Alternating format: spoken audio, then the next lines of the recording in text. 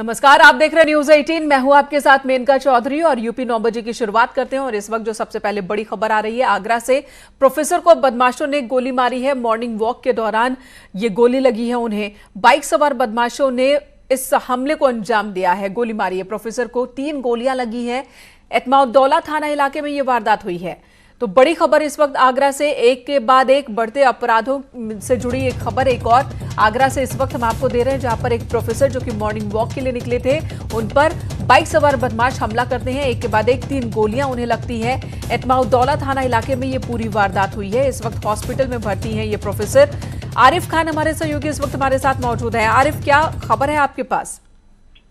देखिए मेनका, ये आगरा के डॉक्टर अंबेडकर विश्वविद्यालय में तैनात हैं और ये सुबह मॉर्निंग वॉक के लिए गए थे। तभी बाइक सवार 2 लोग आए और उन्होंने ताबड़तोड़ फायरिंग की, इनको गोलियां मारी हैं। देखिए, एक गोली इनके पैर में लगी है, 2 गोलियां इनके पैर में पेट में लगी हैं। अभी प्रोफेसर की हालत बेहद गंभीर है और उनको एक निजी अस्पताल में भर्ती कराया गया है। देखिए मेनका, जब से अनलॉक बन हुआ है तब से लगातार आगरा में अपराध बढ़ा है। कई अपराध का ग्राफ लगातार बढ़ता जा रहा है। लेकिन आरिफ, इस बारे में पता चला है कि हत्यारे कौन हो सकते हैं? जो हत्या की कोशिश जिन्होंने की, जानलेवा हमला किया, वो कौन है? शार्प शूटर हैं, किसी के इशारे पर उन्होंने गोली चलाई? कुछ इस बारे में पता चला है क्या पुलिस को? देखिए मेनका, लगातार जो सीसीटीवी फुटेज है पुलिस उनको खंगाल रही है और जो कॉल डिटेल है प्रोफेसर की या प्रोफेसर से जुड़े हुए जितने भी लोग हैं उनकी कॉल डिटेल पुलिस खंगाल रही है। तो प्रयास कर रही है कि कहीं शूटर है या कोई रंजिश है या कोई और मामला है। इस तरह के तमाम जो बात है पुलिस उनको खंगाल रही है कि आखिर गोली क्यों मारी गई है। लेकिन बड़ा सवाल ये है कि सुबह मॉर्निंग के वक्त कोई जा रहा है और ताबड़तोड़ उस पर जाहिर सी बात है, जिस तरीके से इस वारदात को अंजाम दिया गया, ऐसा लगता है कि पहले से रखी हो रही थी कि कब वो घर से बाहर निकलते हैं, कब हमला किया जा सकता है, और फिर इन पर हमला हुआ है। फिलहाल हालत गंभीर, हॉस्पिटल में भर्ती। अगली खबर मुरादाबाद से। सड़क हादसे में सिपाही और बेटे की मौत। हादसे में सिपाही की पत्नी समेत 4 लोग घायल हुए हैं। परिवार के साथ सामान लेकर ये कैंटर से जा रहे थे। शामली से शाहजहांपुर ट्रांसफर होने पर यह पूरा परिवार जा रहा था और तभी हादसे का शिकार हो गया। कटघर थाना क्षेत्र में नेशनल हाईवे पर हादसा हुआ है। दर्दनाक हादसा। ट्रांसफर होने के बाद यह पूरा परिवार शाहजहांपुर जा रहा था और तभी हादसे का शिकार हो गया है। सिपाही और बेटे की मौत हो गई है। इस हादसे में 4 लोग घायल हुए हैं, जिसमें पत्नी भी शामिल है। परिवार के साथ, पूरे परिवार के साथ सामान लेकर ये कैंटर से शामली से शाहजहांपुर जा रहे थे।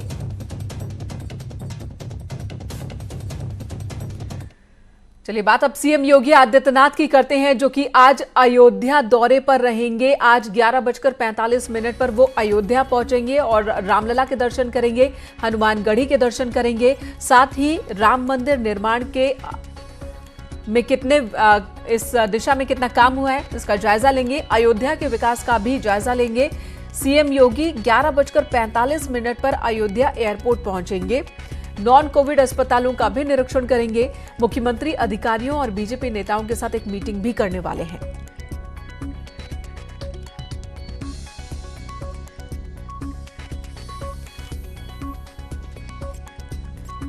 मुख्यमंत्री जी का कल निरीक्षण है यहाँ पे। माननीय मुख्यमंत्री जी ने ये अपेक्षा की है कि निर्माण कार्य जो हैं वो त्वरित गति चलें, अयोध्या का विकास हो।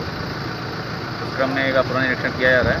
अभी कुछ दिनों पहले हमने मीटिंग भी की थी और हम ये प्रयासरत हैं कि अयोध्या का जो संपूर्ण विकास की जो परिकल्पना थी माननीय मुख्यमंत्री जी की और माननीय प्रधानमंत्री की पूर्व में, उसको अब पुनः लागू किया जाए। योगी आदित्यनाथ जी का आगमन बहुत ही उचित समय पर हो रहा है। आशा है कि उनके आने के बाद जो ये कार्य प्रगति पर है, वह कार्य रामलला के भव्य मंदिर बनने की और प्रगति होगी और उसमें बदलाव हो सकता है, कुछ आवे, क्योंकि वो आएंगे, रामलला का दर्शन करेंगे और हनुमान जी का दर्शन करेंगे और उस स्थल का निरीक्षण करेंगे जहाँ पर भव्य मंदिर बनना है, जो समतलीकरण हो चुका है। तो लंबे वक्त बाद सीएम यहां पर पहुंचने वाले हैं और इससे पहले सीएम ने बलरामपुर में सुबह आज देवी पाटन मंदिर में पहुंचकर पूजा अर्चना की। सीएम बलरामपुर से पहले गोंडा और फिर अयोध्या, बलरामपुर के बाद अयोध्या रवाना होने वाले हैं। तो 2 दिन का ये दौरा, पहले गोंडा, बलरामपुर और फिर अयोध्या। तो आज सुबह बलरामपुर में जहां पर रात्रि विश्राम उन्होंने किया था, वहीं पर आज सुबह देवी पाटन मंदिर में पूजा अर्चना की और पूजा अर्चना करने के दौरान की ये तस्वीरें इस वक्त आप देख रहे हैं।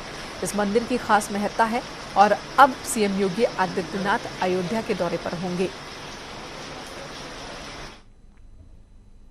बलरामपुर से गोंडा जाएंगे सीएम योगी आदित्यनाथ। गोंडा में जिला अस्पताल का निरीक्षण करेंगे सीएम योगी, नॉन कोविड अस्पतालों का जायजा लेंगे और जिले के अधिकारियों के साथ भी मीटिंग करेंगे। पार्टी पदाधिकारियों और नेताओं के साथ चर्चा करेंगे। 1 घंटे तक सीएम योगी आदित्यनाथ जिले में रहेंगे। तो 10:30 बजे पुलिस लाइन ग्राउंड में उतरेगा उनका हेलीकॉप्टर। 11:30 बजे अयोध्या के लिए रवाना हो जाएंगे। तो 1 घंटे एक बार फिर गोंडा में रहेंगे सीएम योगी आदित्यनाथ और यहां पर जो विकास कार्य चल रहे हैं अधिकारियों के साथ समीक्षा मीटिंग करेंगे। समाज कल्याण मंत्री रमापति शास्त्री उनके साथ मौजूद रहेंगे।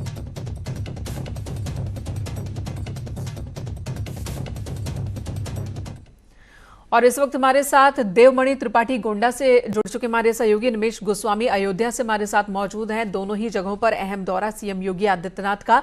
देवमणि के पास सबसे पहले चलते हैं। देवमणि, थोड़ी देर में लगभग 1.5 घंटे बाद सीएम योगी आदित्यनाथ एक बार फिर गोंडा में होंगे, अधिकारियों से बातचीत करेंगे, नॉन कोविड अस्पतालों का जायजा लेंगे। किस तरह की तैयारी हलचल वहां देखने को मिल रही है?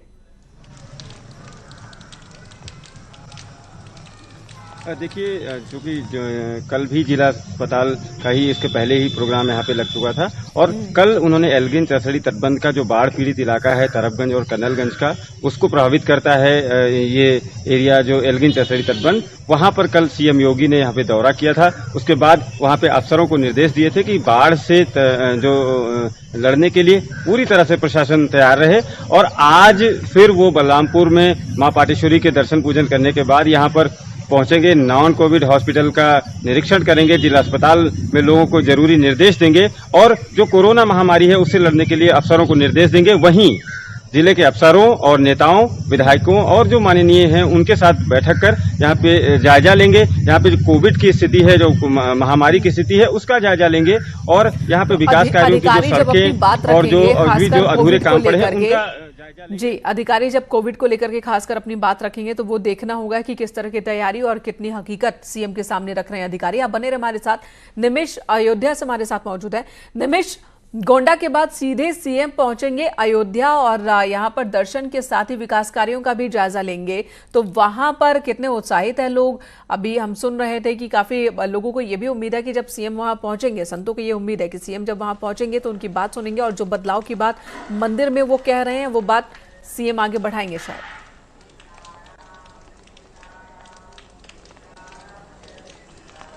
जी, आपको बता दूं कि सीएम लगभग 11:15 बजे यहाँ पहुंचेंगे। 11:45 पर उनका उड़न खटोला अयोध्या पहुंचेगा। इसके बाद वो राम जन्मभूमि और हनुमानगढ़ी जाएंगे, यहाँ दर्शन करेंगे और राम मंदिर पर चल रहे निर्माण की प्रक्रिया का भी जायजा लेंगे। साथ ही राम की पैड़ी जो उनका ड्रीम प्रोजेक्ट है, जब से मुख्यमंत्री ने मुख्यमंत्री पद का भार लिया उत्तर प्रदेश में, तब से वो राम पैड़ी को सजाने और संवारने का काम कर रहे थे और उस पर अविरल जलधारा आई है। तो वहां पर भी जाकर निरीक्षण करेंगे, साथ ही घाटों का निरीक्षण करेंगे। नॉन कोविड अस्पताल जो है श्री राम अस्पताल, वहां का भी निरीक्षण करने का कार्यक्रम मुख्यमंत्री का है। संतों में खुशी की लहर है। मुख्यमंत्री जब भी अयोध्या आते हैं तो मुख्यमंत्री की प्राथमिकताओं में अयोध्या रहती है और अयोध्या को कुछ न कुछ नया मिलता है। अभी ताजा मामला राम मंदिर के शिलान्यास का है, तो इसको इस तरीके से भी देखा जा सकता है कि राम मंदिर निर्माण की प्रगति का जायजा लेने के बाद ये मुख्यमंत्री प्रधानमंत्री से बात करके समय लेंगे और हो सकता है कि जुलाई में प्रथम सप्ताह में ऑनलाइन उद्घाटन किया जा सकता है राम मंदिर का। लेकिन अभी ये कयास है, ये कंफर्म नहीं किया जा सकता। हालांकि संतों के साथ और ट्रस्ट के पदाधिकारियों के साथ मानस भवन में एक बैठक भी मुख्यमंत्री की होगी। इस दरमियान रामलला के परिसर में वो पौधरोपण भी कर सकते हैं। ऐसे तमाम तरीके के कार्यक्रम हैं जो मुख्यमंत्री के छोटे छोटे हैं। हालांकि 1.5 घंटे का समय है। मौसम कल रात से यहाँ गड़बड़ है, लेकिन अगर स्थितियां देखी जाए तो तैयारी, प्रशासनिक अमला यहाँ पर तैयारियों में जुटा हुआ है। जहां जहां मुख्यमंत्री को जाना है उस व्यवस्थाओं को, उन सड़कों को चुस्त दुरुस्त कर दिया गया है। साथ ही मुख्यमंत्री जब भी अयोध्या आते हैं तो हनुमानगढ़ी पर दर्शन जरूर करते हैं। और यहाँ से कितने बजे वो रवाना होंगे? और जी, लगभग 1.5 घंटे का कार्यक्रम है सीएम का। 11:45 पर उनका उड़न खटोला अयोध्या के एयरपोर्ट पर पहुंचेगा। उसके बाद वो सड़क मार्ग से अयोध्या आएंगे और फिर 1:15 पर वो दोबारा अयोध्या से लखनऊ के लिए रवाना होंगे। इस दरमियान 1.5 घंटे में कई जो विकास की योजनाएं अयोध्या में चल रही हैं, जो सौंदर्यीकरण की योजनाएं चल रही, जो पर्यटन क्षेत्र में योजनाएं चल रही, इन सब का भी निरीक्षण करने का कार्यक्रम है। साथ ही अधिकारियों के साथ मुलाकात भी करेंगे। लेकिन सबसे अहम होगा श्री राम जन्मभूमि तीर्थ क्षेत्र ट्रस्ट के पदाधिकारियों के साथ मानस भवन में बैठक और राम मंदिर निर्माण की प्रगति की जानकारी लेंगे। जी निमेश, तो आप नजर बनाए रखें इस पूरे दौरे पर। आपसे आज जानेंगे आगे की, और जब सीएम पहुंचेंगे तब की भी तस्वीरें दिखाएंगे अपने दर्शकों को।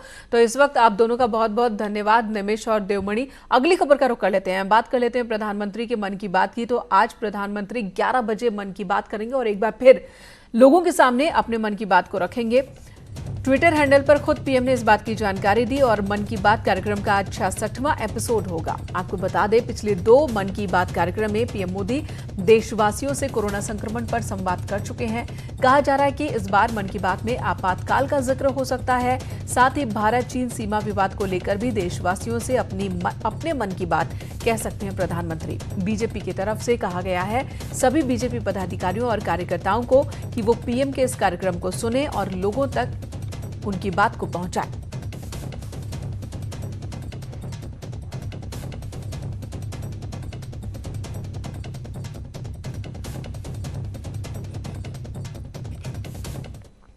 दिल्ली से सटे संदेशरा ग्रुप के 14,500 करोड़ के से ज्यादा के बैंक घोटाले में ईडी ने शनिवार रात कांग्रेस के वरिष्ठ नेता और राज्यसभा सांसद अहमद पटेल से उनके घर पर पूछताछ की। इस बारे में उनसे बात की हमारे सहयोगी शंकर आनंद ने। केंद्रीय जांच एजेंसी ईडी की टीम अहमद पटेल के घर में है, लेकिन इस वक्त में मैं एक महत्वपूर्ण दस्तावेज में दिखाना चाहूंगा, वो दस्तावेज जिसके आधार पर अहमद पटेल की मुश्किलें बढ़ी। ये आपको मैं दस्तावेज दिखाना चाहूंगा। ये है सुनील यादव का स्टेटमेंट। सुनील यादव जो अहमद पटेल के कभी ड्राइवर होते थे और उनके साथ में उनके घर में रहते थे, और इन्हीं का जो स्टेटमेंट है, सुनील यादव का स्टेटमेंट के बाद अहमद पटेल की जो मुश्किलें बढ़ी। कुछ और महत्वपूर्ण दस्तावेज मैं आपको दिखाना चाहूंगा। ये देखिए स्टेटमेंट, ये स्टेटमेंट है सुनील यादव का, जिसमें अच्छा, मोदी जी और अमित शाह जी के मेहमान आए थे, अभी आके गए हुए हैं। They came, they asked, I reply their questions and they have gone back.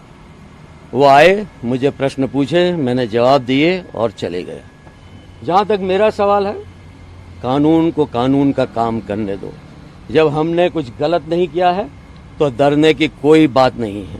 जितनी भी इंक्वायरी करें, जितनी भी जांच करें, उनको कर लेने दो।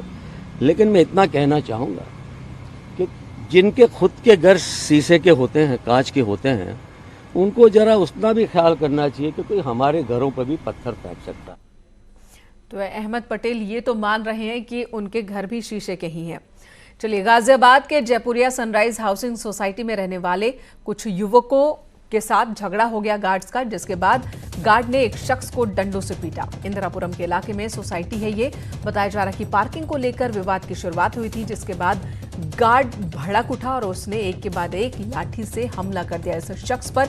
इसे बचाने की कोशिश एक महिला भी कर रही है, जिसे आप इस वीडियो में देख रहे हैं, लेकिन गार्ड रोकता नहीं है। एक के बाद एक वो लाठियां बरसाता चला जाता है। गंभीर चोट पहुंची है, इस शख्स को सिर में चोट पहुंची है और बताया यह भी जा रहा है कि ये शख्स उस वक्त नशे में था। हालांकि शुरू में कुछ गार्ड्स इसे रोकने की कोशिश करते हैं, लेकिन जब ये रुकता नहीं तो बस तमाशबीन बने वहां पर मौजूद लोग ये सब देखते रहते हैं। मेरठ से बड़ी खबर, एक तरफा प्यार में सिरफिरे आशिक ने एक लड़की और उसके पिता की हत्या कर दी। लड़की की शादी से एक दिन पहले उसने इस वारदात को अंजाम दिया। ताबड़तोड़ फायरिंग में लड़की का भाई भी घायल हुआ है। वारदात के बाद आरोपी फरार हो गया। थाना टीपी नगर क्षेत्र के शिवपुरम इलाके की ये पूरी घटना है। एक व्यक्ति जो है एक लड़की से एक तरफा प्यार करता था और वो अपने साथियों के साथ आया और उस लड़की की 29 तारीख को शादी हुई है और वो चूँकि एक तरफा प्यार करता था और उस इन कारणों से आया और उसने वहाँ फायरिंग किया।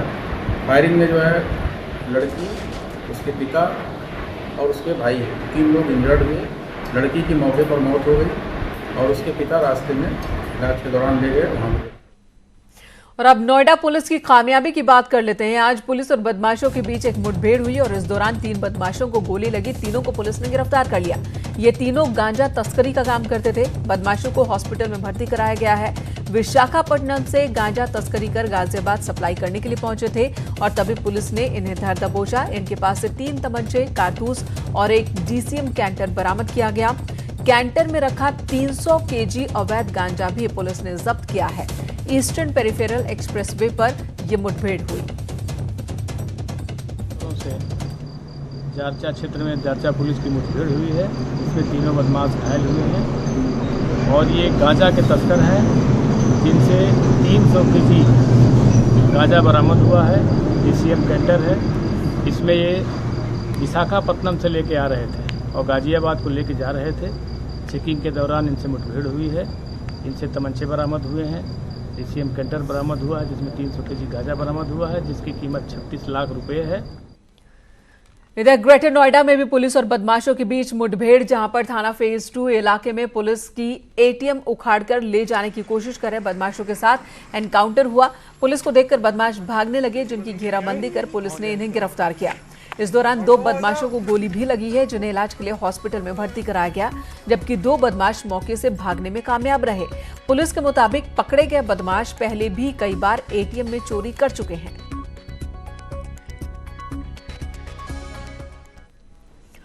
ब्रेक के बाद स्वागत आपका एक बार फिर से। और अब गुजरात के आणंद की तस्वीर आपको दिखाते हैं, जहां पर केमिकल फैक्ट्री में आग लग गई और आग धधकती चली गई। आणंद जिले के कलमसर GIDC की केमिकल फैक्ट्री में आग लगी, जिसके बाद आसपास के पूरे इलाके को खाली करा लिया गया।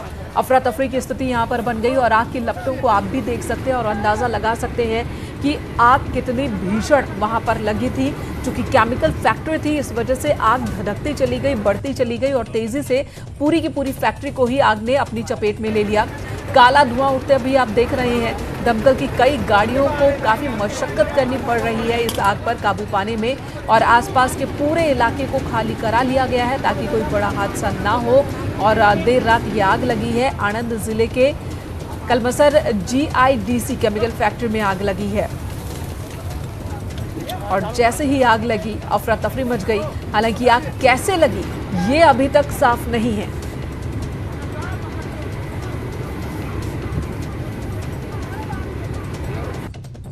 इधर देवरिया से खबर, जहां पर सलेमपुर कोतवाली के इटौरा चंदौली गांव में जामुन तोड़ने को लेकर विवाद हुआ और एक शख्स की इस दौरान हत्या हो गई।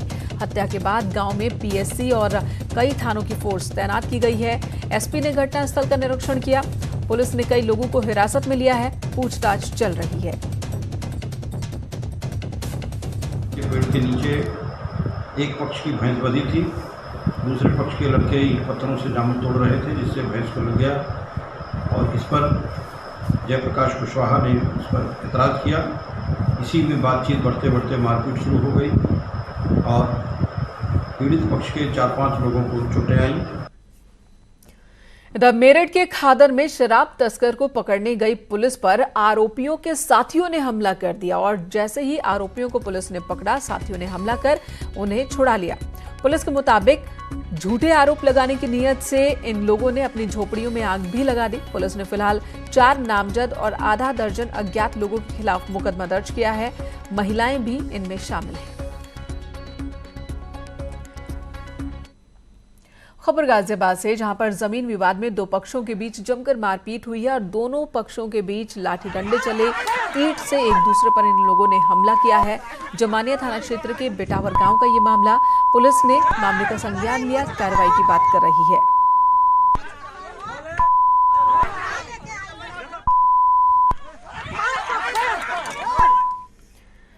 हापुड़ के बाबूगढ़ थाना क्षेत्र के छपकौली गांव में प्रधान की दबंगई का वीडियो वायरल हो रहा है। इस वीडियो में आप देख सकते हैं प्रधान अपने बेटे के साथ मिलकर गांव के एक शख्स की पिटाई कर रहा है। बताया जा रहा है कि पीड़ित युवक शाकाहारी बिरयानी का ठेला लगाता था। इसी को लेकर ग्राम प्रधान ने युवक की पिटाई की। इस दौरान गांव के कुछ लोग जब युवक को बचाने पहुंचे तो प्रधान ने उनके साथ भी मारपीट शुरू कर दी। फिलहाल पुलिस ने केस दर्ज कर लिया है। हापुड़ के बाबूगढ़ थाना क्षेत्र में एक युवक ने जमकर हाई वोल्टेज ड्रामा किया है। ये युवक शादी की जिद में रेलवे लाइन पर चढ़ गया। काफी देर तक हंगामा करता रहा।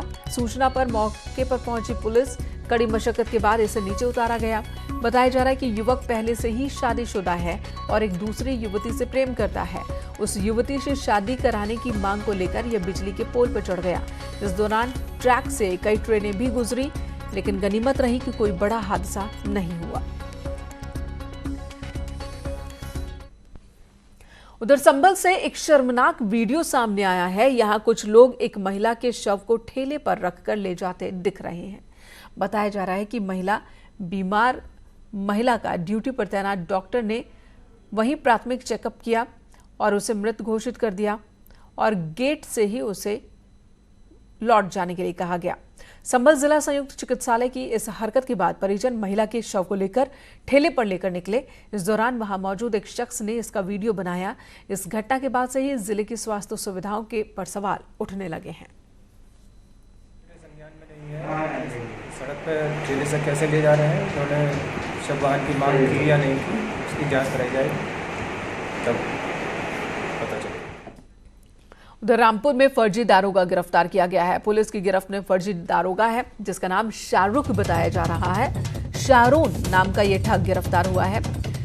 एसआई जितेंद्र कुमार बताता था ये खुद को।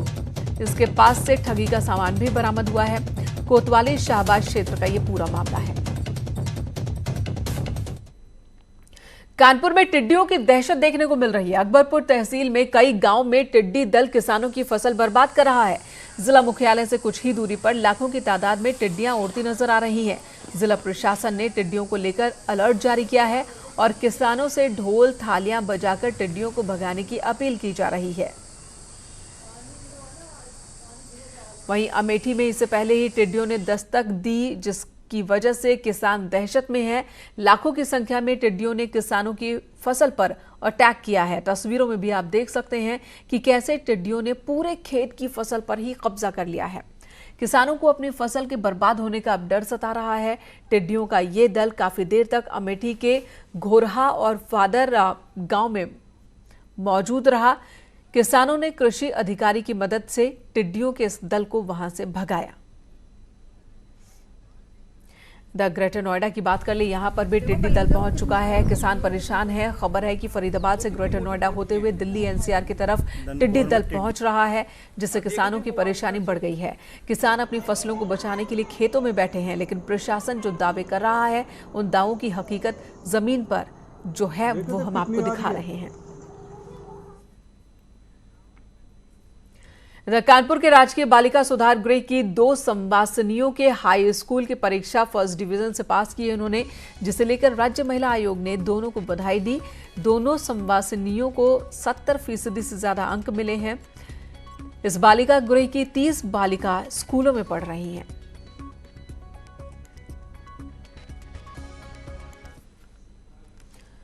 बुलेटिन में फिलहाल इतना ही। ब्रेक के बाद भी खबरें न्यूज़ 18 पर जारी है।